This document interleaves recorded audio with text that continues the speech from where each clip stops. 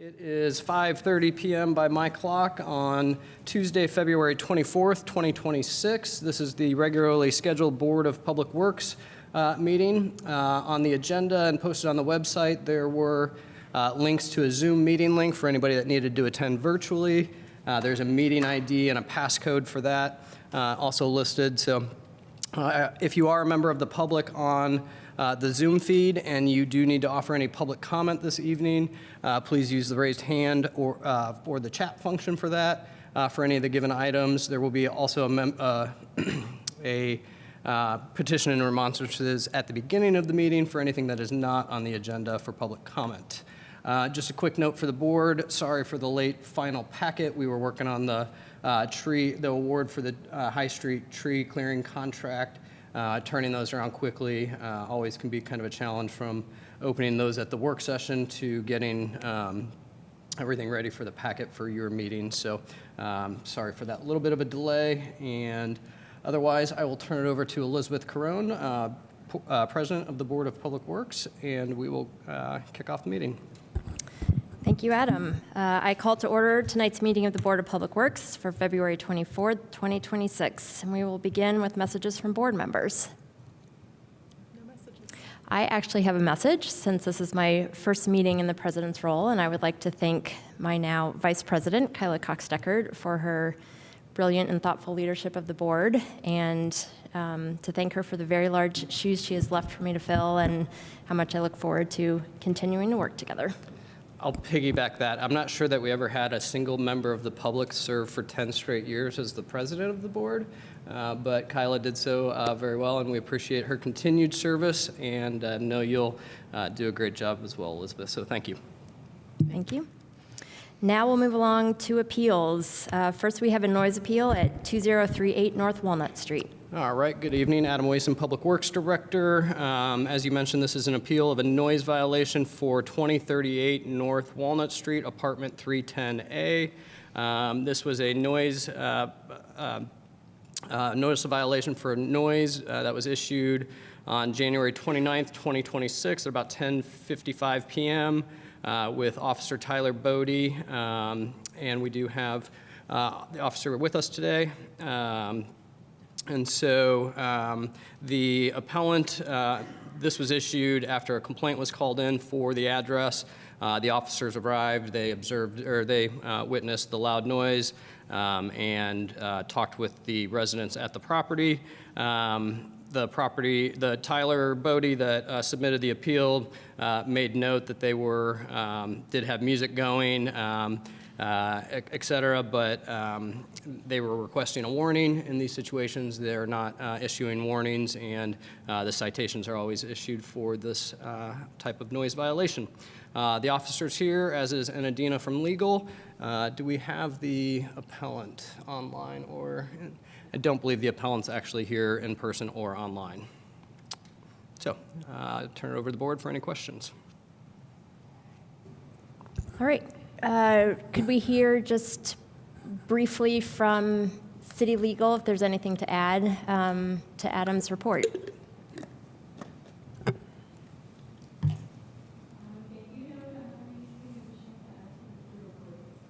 Okay, thank you. Questions from the board on this item? Okay. Are there questions from the public? And again, if you are online, you can use the raise hand function or chat. None on Zoom. Okay, seeing none, do we have a motion? I move that we deny the noise appeal for 2038 North Walnut Street. And I second. I will call the roll. Cox-Deckard? Aye. Carone, aye. Motion passes. Great. Next, we have a snow appeal at 530 North Grant. Here, you and me. Thought I was going to get a stellar introduction, Adam, but that's fine. I'm all right with that. Taylor from I'll City bring my Legal's own here. stuff. Hello, Board. Taylor Brown, City Legal. This is regarding a notice of violation issued January 29th to 530 North Grant Street. I'll draw the board's attention to Bloomington Municipal Code, Title 6, Chapter 7,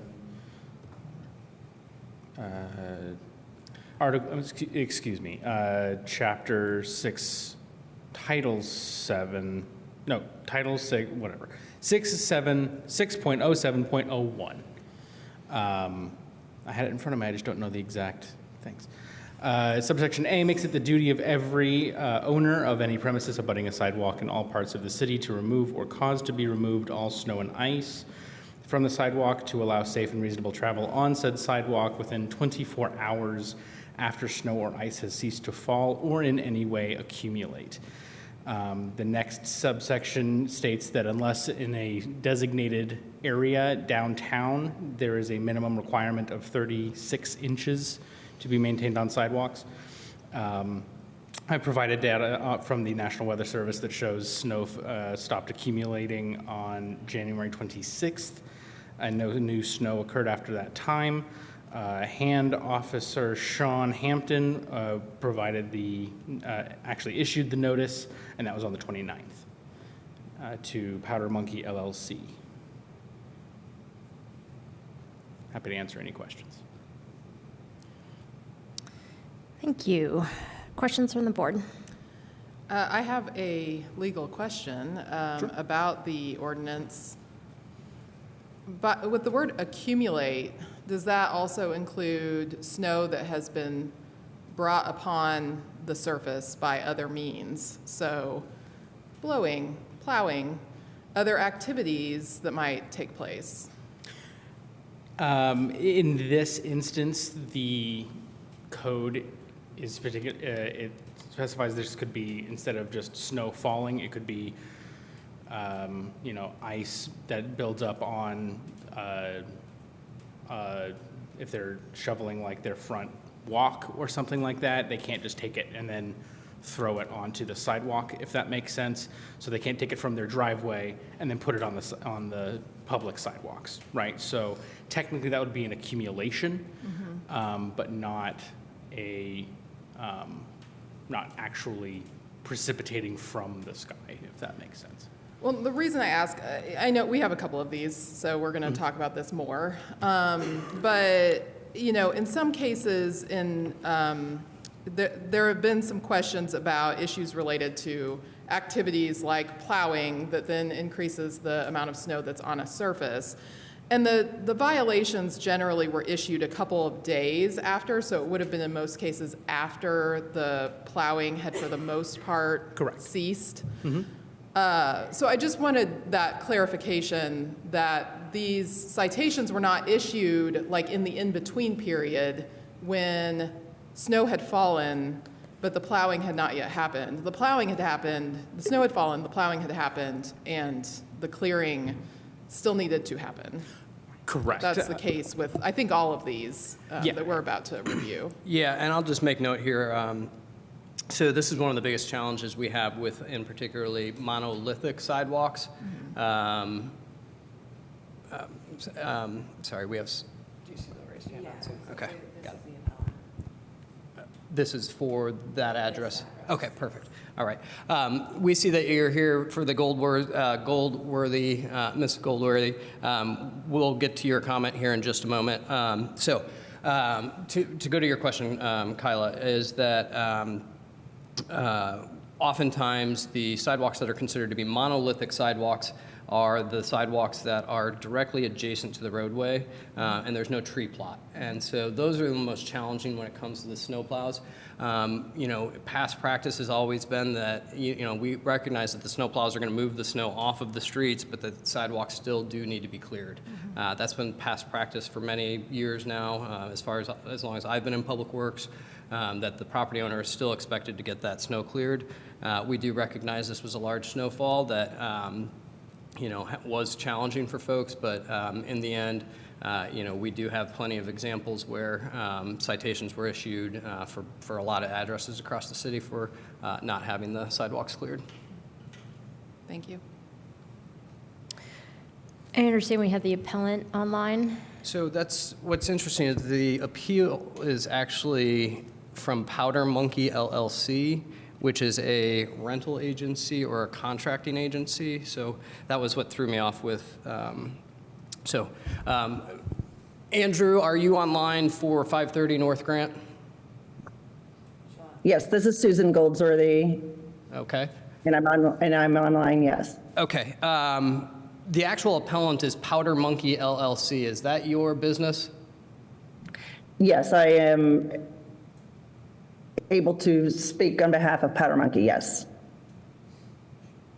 Can you clarify that? What's that? I'm a managing member, and I'm a property manager for Okay. Powder Monkey, so yes. Gotcha. Okay, I can sorry. speak on behalf of Powder Monkey. Got it. Perfect. Okay. Is now a good time for them to make comment? Yes, Okay. please. Yes, please go ahead. Okay, so I gave you a packet, I believe you should have. What we're requesting tonight is a waiver for the snow removal citation that was issued for the tenants in the property at 530 North Grant. We understand and support the city's initiative to keep the city sidewalks safe and accessible. However, the extreme circumstances of this winter storm within this time period did make it difficult, not only for us, but for the county, city, the state, IU. Multiple people were having difficulties. So we are asking for grace based on the following factors: that we've not had this kind of snowfall in decades, actually. We have a lot of property. This is the only violation we had. The tenant that is there did call me on Monday. They were requesting a snow shovel. I did have one here, but they couldn't get their car out to come to the office to get one. Most of my people also lived out in the county, did not make it in. I didn't have a car to take one because I rode in with my husband that day and had one other person that was here. We actually started with the multiple properties that we do have. We actually started shoveling on Sunday and Monday. So we had people working around the clock even before that accumulation period had stopped. But people do need to rest. We had 2 or 3 companies ourselves spent thousands of dollars on snow removal because we do believe it is very, very important, obviously. One of the crews, they were having trouble. I even went up to Greenwood because they had backed in and popped tires. And these crews are crews that we subcontract out. They're not just plowing for me, they're plowing for other people or shoveling for other people as well. But another one, they were having trouble with their cylinders. I had talked to somebody with IU, and I heard 20 or 30% of their equipment, and some of their equipment was even new. They were having trouble during that period of time. This was not a typical snowfall. The city, as you know, was also having trouble on that same day. At that night in your packet, you will see this is 15th Street, and the street itself is not plowed. And I think we know that the street should be plowed. This is the Bloomington, the old convalescent center, and these sidewalks are not plowed, which were on the very same day. This is down by Showers building, the very same day. I'm not saying we shouldn't, and the tenants shouldn't have it shoveled. Absolutely, we want to have them shoveled, but we're just asking for grace that it be reduced to a warning this time and to just be thinking with some common sense that everybody was having trouble. Earlier that week, we didn't even have a turn lane on the bypass to the Bloomington Hospital. I've got another picture in the packet that shows you 10th in the bypass. So that was the state, not just the city was having trouble or private contractors and individuals. But I know that one of the companies told me they couldn't even buy a snow shovel except for black lumber, that those places were having trouble.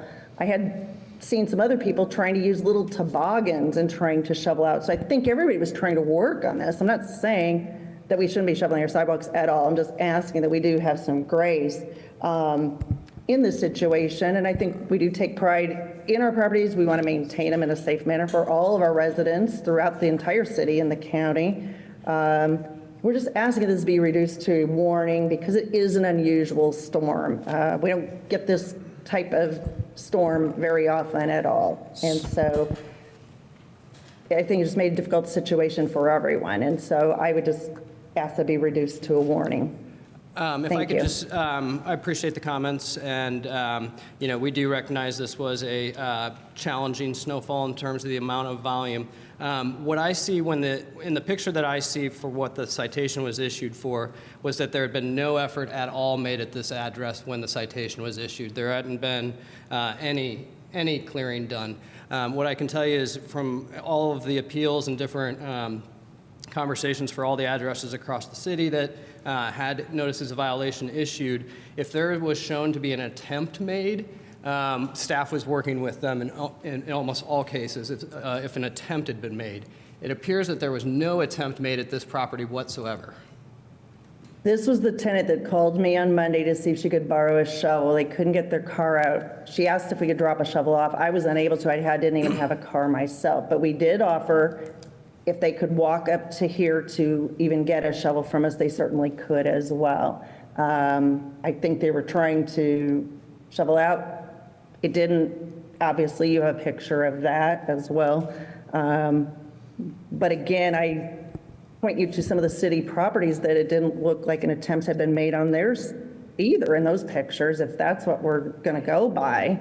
Not saying that we shouldn't have it safe. I'm just saying this was a really big storm that caught everybody by surprise. A lot of people didn't even come into work for a couple of days. A lot of people were out there trying to work. My husband and my son, they were out shoveling. We were trying to do what we could as well. But I'm just asking for some consideration and grace in this situation. Thank you. Taylor, is it fair to say, is it 4 days after that the ticket was issued? Ticket was issued on the 29th. Accumulation, according to National Weather Service, stopped on the 26th. So Monday, they had 2 inches, and then that Thursday is when the ticket was issued. Okay. Thank you. All right. Additional questions from the board? I would like to know, in a multi-family residence such as this, is it the property owner's responsibility or the tenant's responsibility to clear snow? I have an answer, but I'll let you answer first. I think that always depends on the lease and the language in the lease. So whether it's lawn mowing or snow removal, some leases will state that it's a tenant's responsibility. Some leases will state that it's a property owner responsibility. But I think that all comes down to the lease itself. Okay, thank you. Ultimately, I will say, looking at the law, the statute itself, it says every owner of any premises. So ultimately, statutorily, the responsibility is on the owner. Thank you. Is there any additional public comment on this item?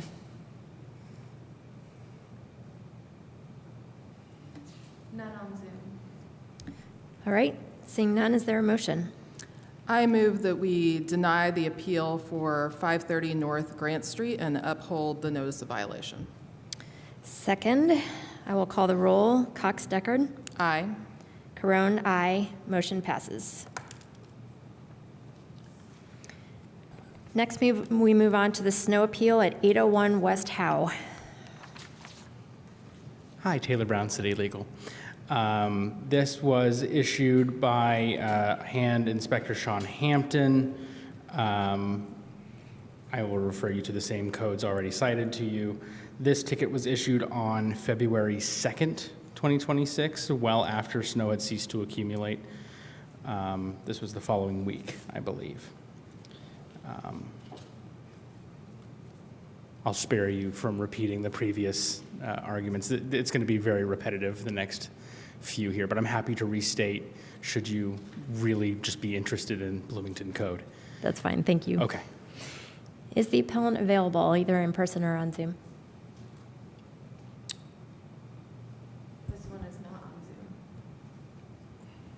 Don't believe, are either Mr. or Mrs. Newton in the audience? No. Okay, questions from the board? For this notice of violation at 801 West Howe, was it a single notice of violation at $50? Was that what we're reviewing? Correct. Okay.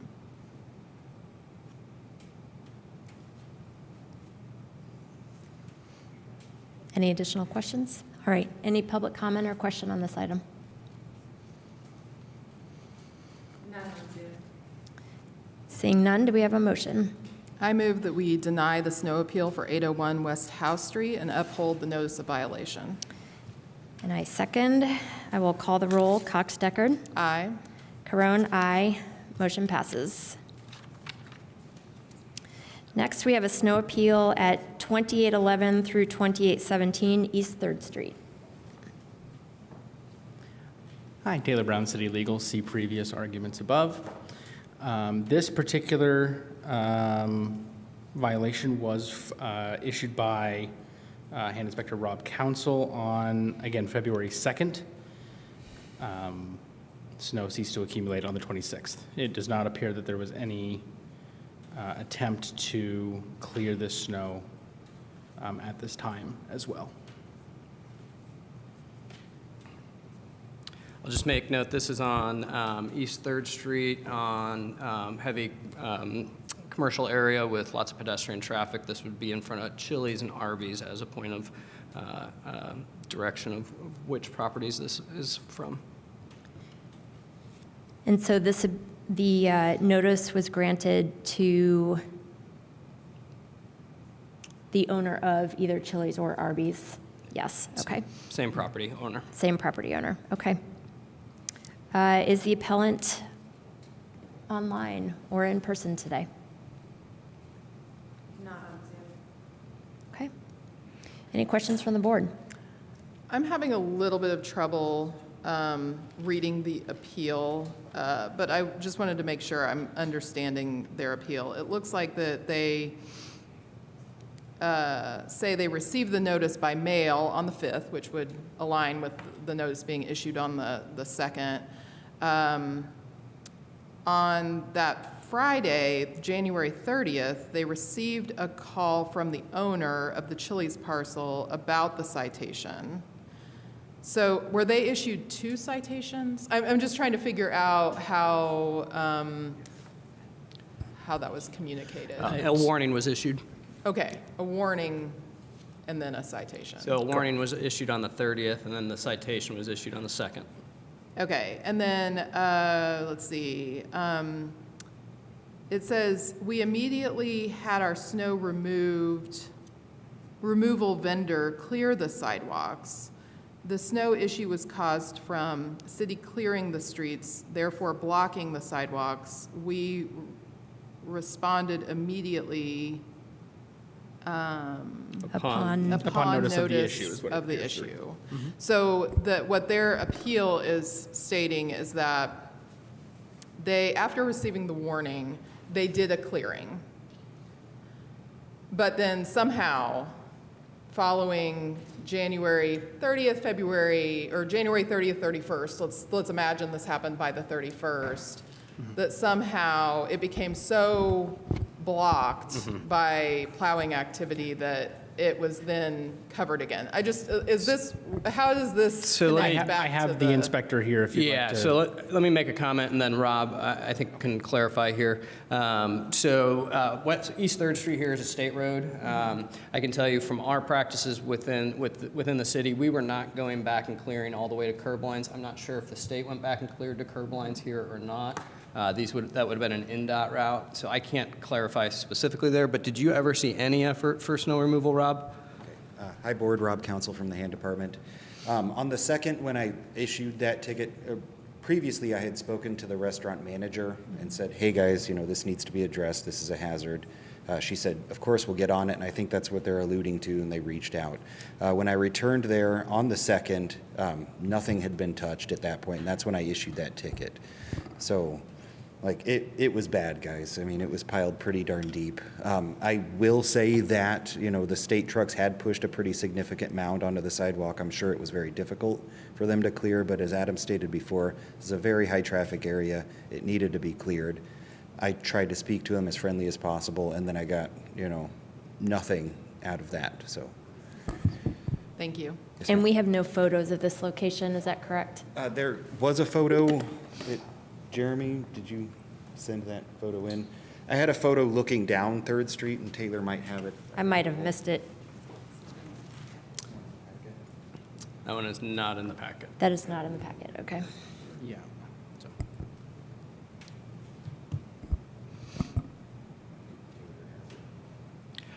We're not going to be able to show it on the screen at this point, I Yeah. don't think. I do have those. That was on the Okay.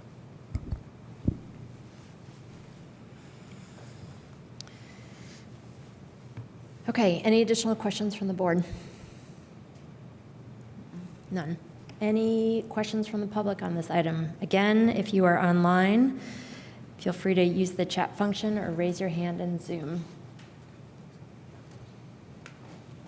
None on Zoom. Okay. Seeing none, is there a motion?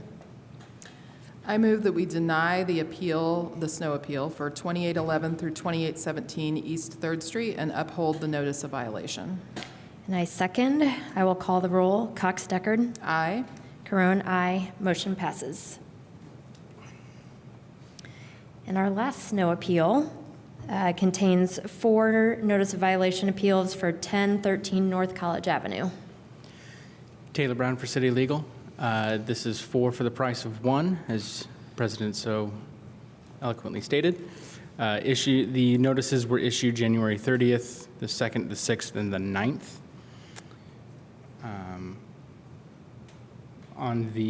So for your ease of access on the weather data, I highlighted in red the first was when the last snowfall accumulated, and then in the next 1, 2, 3, 4 highlighted portions, again in the red circles, were when the tickets were issued. As you can see, there was no snowfall after the 26th. I'll just make a quick note here. So you see there are four notices of violation. After each notice of violation, no progress had been made in any of the subsequent photos through the February 9th final notice of violation there.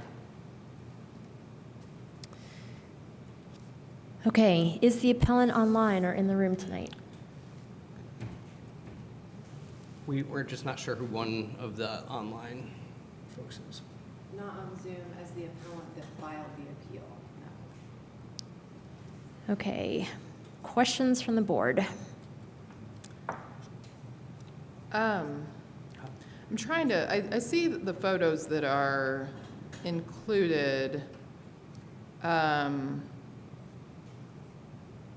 I'm just trying to gain a sense as to, like, is there an obvious reason why those sidewalks would appear to not be, like, contiguous with the property? To me, it looks like the sidewalks belong to the property, and there's not a lot of lack of clarity there. I just want to make sure I'm seeing it right, that it's not like a stretch of sidewalk that's somehow apart from the property in a way that would cause them to not realize it was We there. have, our sidewalk. inspector can explain Okay. it to you. I'm Sean Hampton, Neighborhood Compliance Officer with the Hand Department. The sidewalks in question were along College and then the adjacent along the side. Okay. 14th. Yeah, 14th Street, yes. And yeah, there was no attempt to clear those. When I spoke with the person that was working there at that day, they said that they had no idea that they were responsible for that and questioned the city bus stop being there too. And that is on their property, so they are required to clear the snow. I'll just make note, the sidewalk sits behind the bus stop and the tree plot. There's 2 driveway and 3 driveway entrances to this property, 1 on 14th, 2 on College. The sidewalk sits behind the driveways. I'm looking at the Google map overview right now without the snow on it. So the sidewalk is contiguous from ramp to ramp on 14th all the way up to 15th Street. There's the next apartment complex to the north that you can see in the pictures had cleared their snow. But they do sit off the roadway about 6 feet, so this wouldn't even really be an issue where plows were pushing that snow up there either. Okay. And it may have been the lack of awareness, since the appellant isn't here, we can't clarify this, but the lack of awareness could simply be a lack of awareness of the ordinance that requires the sidewalk to be Quite possible. cleared, not so much that it was not the sidewalk that was part of their property, if that. And it does look like the address for the business is at the local address, but appears that the property owner has an address in Chicago, so I'm not sure if how long that property's been in the same hands or not, but. Okay. I'm just thinking back to the last appeal, and the first, was the first one given at that address a warning or a citation? Citation. A citation. citation. And so the first on this one was a was a citation instead of a warning. Yes, because it was 5 days after the snowfall. Okay, thank you.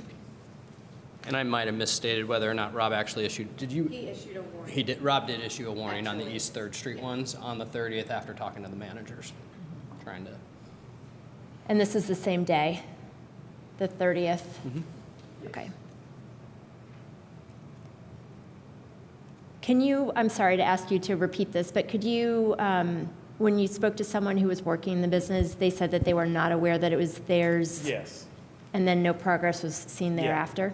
So they had admitted that they have a contractor that plows their, the parking lot, and that contractor may have piled the snow on the sidewalks as well, and they were unaware that this was their responsibility to take care of. Even after speaking with that, they waited till the very end when the snow was melting to address it. Yeah, Thank and you. actually the pictures pretty clearly show that the parking lot was cleared onto the sidewalk as well. Yep. All right, other questions from the board? No. Nope. Questions from the public on this item? None on Zoom.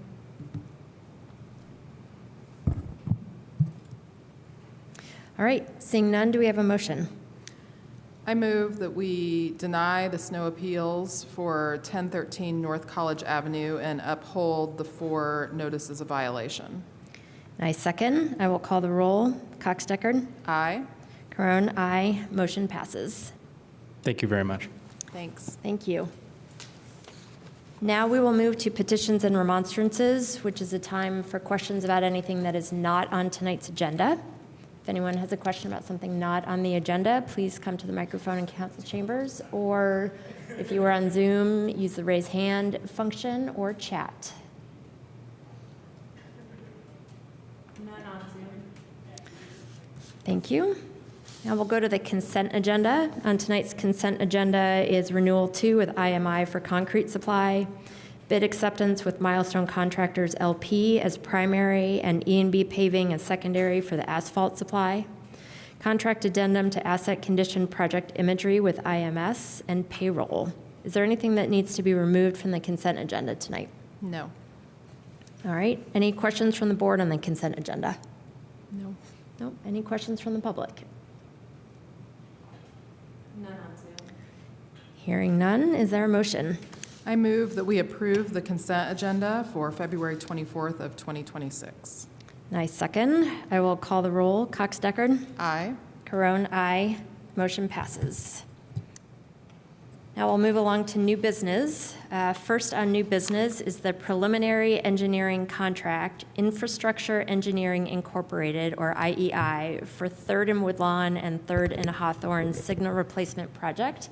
And I see that we've made no shortening to the agenda title since yesterday's work session. Apologies for that. Neil Copper with the engineering department. So this is a project to replace 2 existing traffic signals at 3rd and Woodlawn and 3rd at Hawthorne. We have selected Infrastructure Engineering Incorporated, IEI, to perform the preliminary engineering for this project. The contract amount is set at a not to exceed of $103,947. We're tentatively expecting construction in summer of 2027. Staff has reviewed and supports this contract, and I'd be happy to answer any questions. Thank you. Questions from the board? No? Questions from the public on this item? None on Zoom. Do we have a motion? I move that we approve the preliminary engineering contract, Infrastructure Engineering Incorporated, for 3rd and Woodlawn and 3rd and Hawthorne Signal Replacement Project. Second. With a motion and a second, I will call the roll. Cox Deckard? Aye. Caron, aye. Motion passes. Thank you. Next item is to award the High Street Multi-Use Path Tree Clearing Contract. The bids were opened at the work session yesterday. Jason Kerr with Engineering. Again, this project is for the multi-use path along High Street. This is for the tree clearing aspect of it. Bids were opened, like you mentioned yesterday, at the work session. Excuse me. Again, this is for tree removal in selected areas and installing tree protections along particular areas along that section. Maintenance of traffic, the project will include lane restrictions while the tree removal process is going on. Bids yesterday, there was 3. Bluestone Tree was at $61,038.21. J.R. Ellington Tree Experts was at $53,445. And Monroe LLC was at $39,550. At this current time, Monroe LLC was the lowest responsible and responsive quoter, and engineering recommends that we award the contract to Monroe LLC. Any questions? Thank you. Thank you. Questions from the board?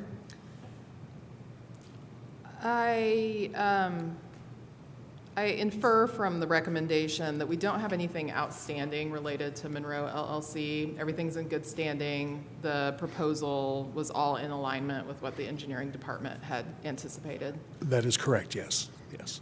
Thanks. Everything was passed within our OpenGov computer system, so we were good. Thank you. And I have no additional questions. Are there any questions from the public on this item? None on Zoom. Seeing none, is there a motion? All right. I move to award the High Street Multi-Use Path Tree Clearing Contract to Monroe LLC. And I second. I will call the roll. Cox Deckard. Aye. Carone, aye. Motion passes. Thank you. Next, we have the contract with Steward and Associates for elevator consulting. All right, you get me for the next 2. Adam Wason, Public Works Director. This is a contract with Steward and Associates for engineering consulting services for the Morton and Walnut Street garage elevators. They will do a review of both of those elevators and the work that was recently completed on them to assure quality assurance. They'll do an on-site electrical elevator visual inspection, assessment of current equipment and condition, quality review of recent alterations, provide a report, and any follow-up. The total not to exceed on this one is $1,800. Thank you. Questions from the board on this item? No, I'll just reiterate what we had discussed in the work session, which was this is reviewing specifically the elevator work. It's not associated with some of the other work that we have done recently on those garages. That was a question I had asked, and it was confirmed it was specific to the elevators. Yes, so the Walnut Street Garage had a major rehab project over the last couple years, and the Morton Street Garage had a full replacement of the elevator over the last couple years. Those projects went longer and had some challenges, and so this is kind of a third-party inspection of that work to make sure that everything is as it should be. And just to clarify, both elevators have been signed off by Homeland Security. They are currently permitted, all of those things. This is just more of the an audit of the projects as much as anything. Is this kind of audit typically requested after such work is done, or there are likely issues based on the I will say this with project? my legal representation in the room, these projects did not go like we would have liked them to. The vendor had a lot of problems with their subcontractors, with a lot of staff turnover on their end. So projects that were supposed to take 8 weeks in one case and 12 weeks in another took a couple years. So this is our follow-up to make sure that we are, before we make final payments on those projects, to really have a third-party independent review. Great, thank you. I hope Audrey's not mad at me. Other questions from the board? Any questions from the public on this item? None on Zoom. Seeing none, is there a motion? I move that we approve the contract with Stewart and Associates for elevator consulting. I second. I will call the roll. Cox Deckard. Aye. Carone, aye. Motion passes. Next, we have the contract with Routeware for Recollect software. There you go. On behalf of Lazarus Sears, Director of our Sanitation Division, Adam Wason here. This is a software system that we use to both push information out and allow the public to get information from, with website outreach tools for our sanitation, waste collection, recycling operations. And so we had a contract before you earlier in the year that we pulled, did some more negotiating with the software provider, got a bit of a reduced cost, want to give this another year to see if it can really improve our communications both to our residents and when they need information about various aspects of sanitation collection. So we request your approval. Thank you. Questions from the board? We talked a little bit yesterday in the work session about how residents may use this or not be aware of it. Could you just talk a little bit, what we spoke about yesterday, how you might be trying to increase residents' use of this software? Yeah, so it's become more dynamic too. The company that purchased the Recollect software is a larger company. They've added some new features to this, but residents can just go to our sanitation webpage, sign up for this service. So if we, a great example of when we're pushing information out during the recent snowstorms, we had a 2-day delay of sanitation services. So anyone that signed up to receive information was getting that sent directly to them via their preferred communication method. Some of the things that we're looking to integrate into the system. Right now we use some Google Forms online for if you want an extra Friday pickup or if you have an appliance pickup. We're hoping to integrate those requests directly into this system. And so just trying to make it more robust as we move forward with it this next calendar year. Thank you. Questions from the public on this item? None on Zoom. Seeing none, is there a motion? I move that we approve the contract with Routeware for Recollect software. I second. I will call the roll. Cox Deckard. Aye. Carone, aye. Motion passes. Next, we have Resolution 2026-006 for the 2026 Outdoor Dining Guidelines.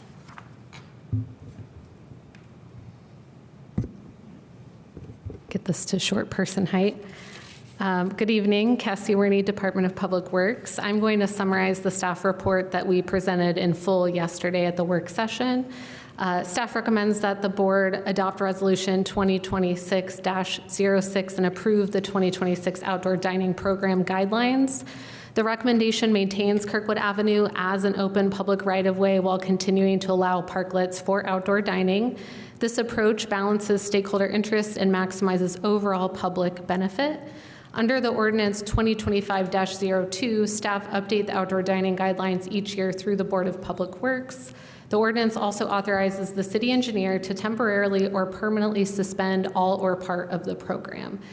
See the memo that we included in the packet, Suspension of Seasonal Kirkwood Closure, which cites lack of participation and impracticality, which we discussed yesterday as well. Kirkwood serves a wide range of users, including restaurants, retailers, service businesses, visitors and motorists, event organizers as well. Feedback regarding a full street closure has been mixed, with business surveys reflecting approximately a 50-50 split, which historically it has been that split, and it was during this last outreach period as well.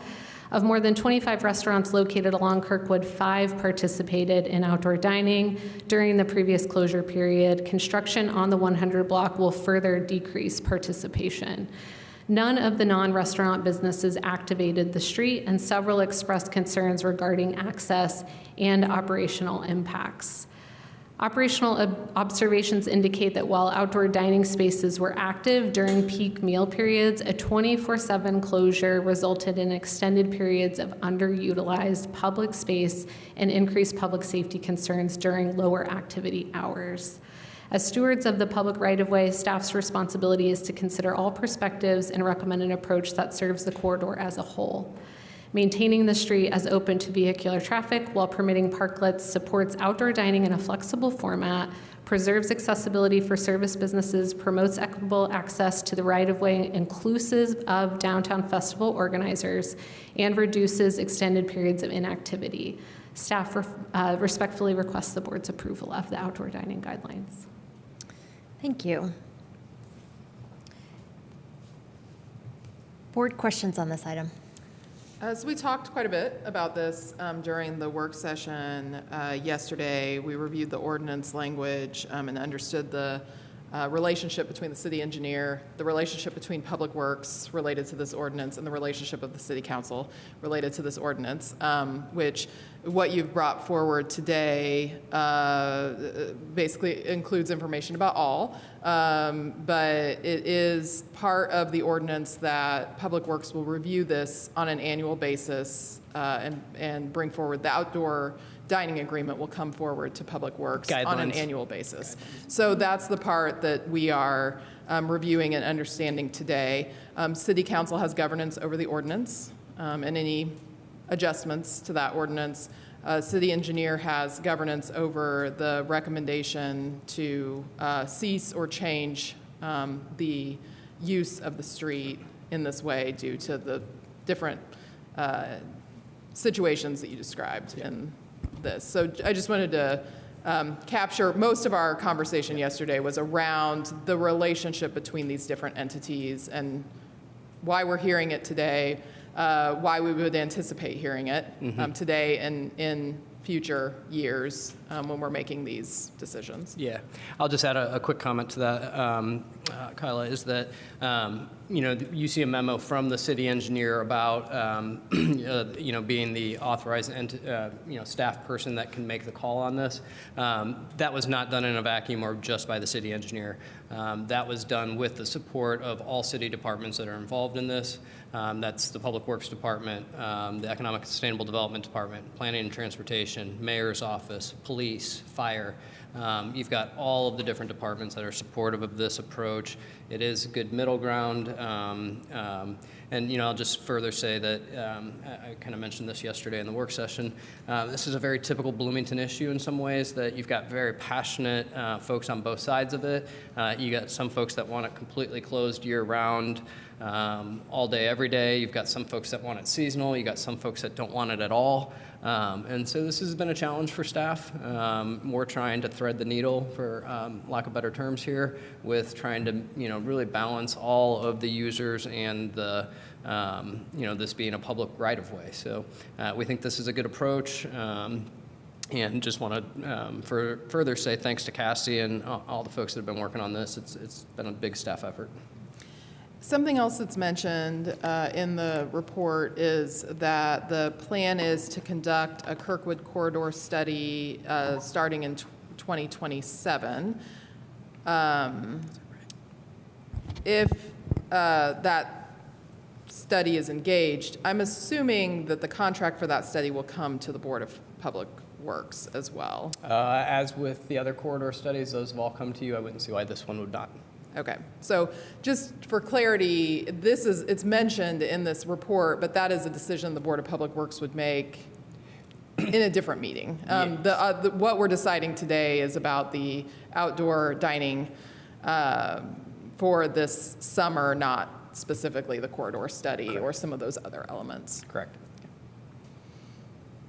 I'll just make just a couple other quick comments because I can't help myself. But, two things that we've talked about a lot in the last couple days around this. Outdoor dining and the Kirkwood closure aren't mutually exclusive. There's still going to be outdoor dining. There's still going to be opportunities. It's not the full closure. And Cassie made another great statement that I want to credit to her. She's, in some ways, folks want it to be kind of like a Bourbon Street environment at night, and then during the day, more of a Pearl Street environment out in Boulder, if anybody's been out there. Those are two hard things to intermix and make happen and balance. And, that's the sort of thing that the Kirkwood study would really look to. Like, what is the highest and best use? What does it look like? We're simply not there today. Any other questions from the board? No. All right. Any questions or comments from the public? If you are in person, you may approach. We have no members of the public comment on this online for this. And it seems no public comment in the room. With that. No, you're good. You're allowed to. If you would state your name at the mic, please.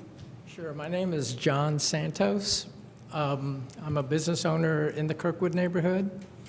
And I wanted to just point out, like, a basic concept that seems to be lost is that this is a public, Kirkwood is a public access and public parking. And the closure, whatever you guys do, I'm okay with that. Just, but whatever is done should be done with the benefit of the entire public in mind, not 5 businesses that are financially profiting from it, while the rest of the businesses are losing parking spaces. And these parking spaces aren't replaced. There's not a new one that when they're closed, they're closed. That's that many less.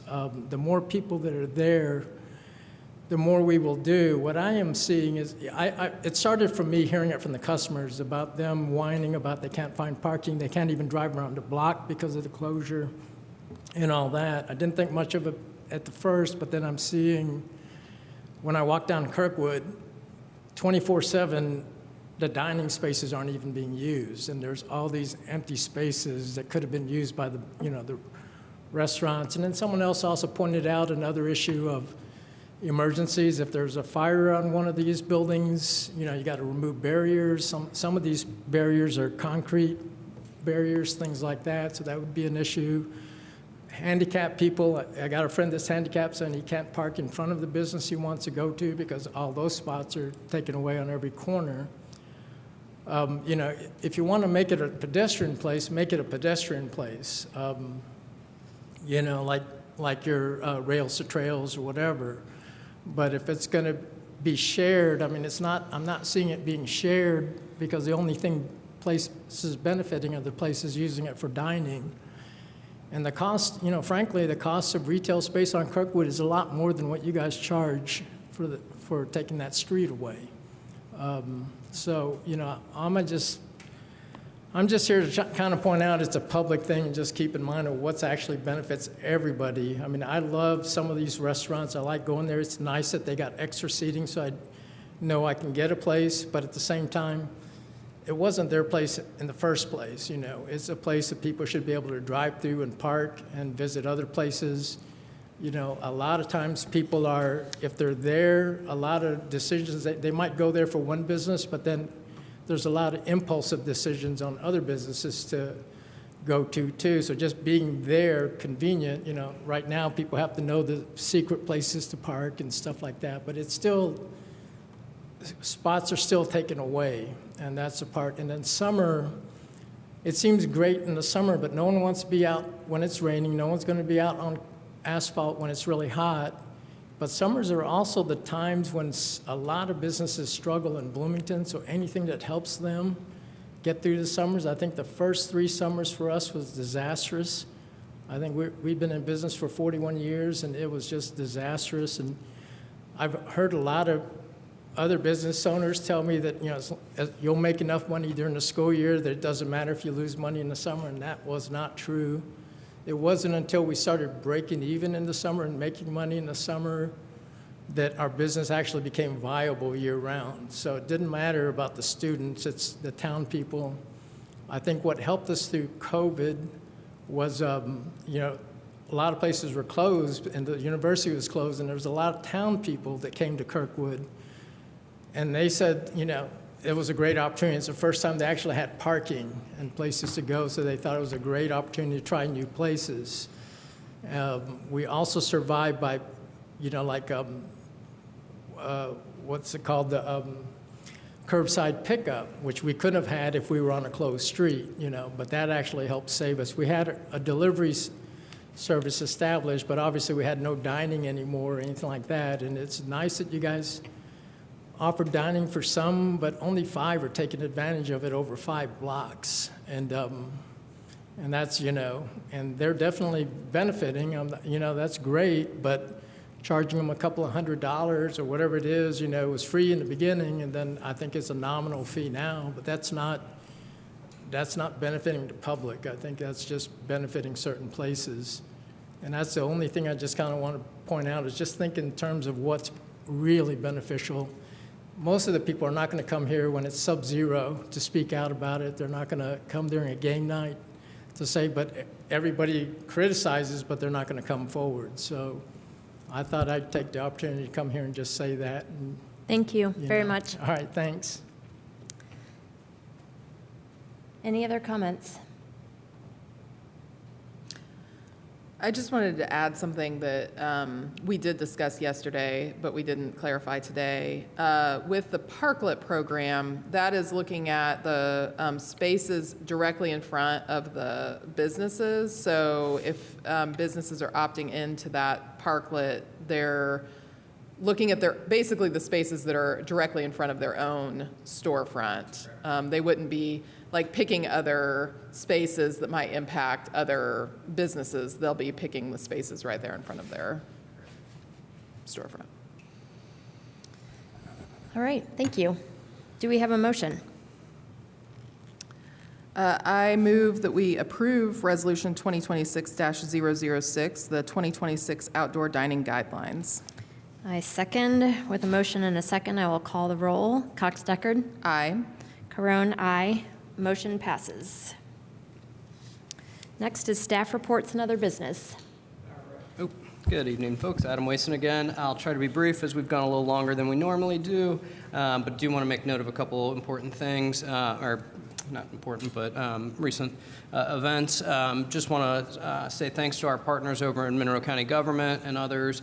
You know, we had another tornado touchdown in Bloomington last week, and once again became very lucky as city proper, you know, for that tornado to stop, to have its last touchdown right west of I-69, right before city limits over there, and the heart of the city.